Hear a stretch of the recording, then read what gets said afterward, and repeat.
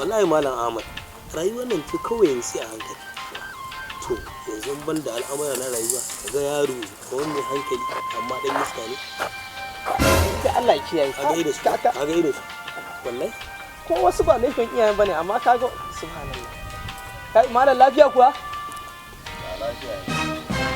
Kai da Allah zo mana.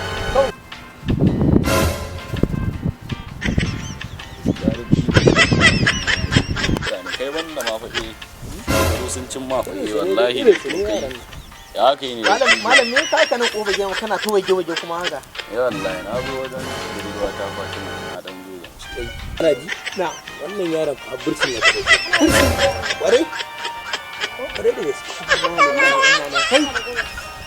kai ko malam me kai ka bursi baban tsohon budurwa ta na farka inna lillahi budurwa ka to me yasa ka kashe shi kai kuma haka wallahi da wannan dan wahala idan na je kofar gidansa baya bari ta kawai sai yasa na faffasa mai kinji na kuma shine ka zo gurin Fatima da kai kaunar ta fa nake budurwa ta ce fa ya kake ya kai to yanzu abin da za a yi kana ji yaro mun ga yanayin ka za a baka kaji godiya muke da za a baka amma ka daina waiguwa da Allah an daina waiguwa amma dai godiya muke fuskar ta guce naga abin godiya muke da yanzu a baka dai ka turu magabata kana ji ko sai a baka Allah ya kara lafiya haka ake so a yi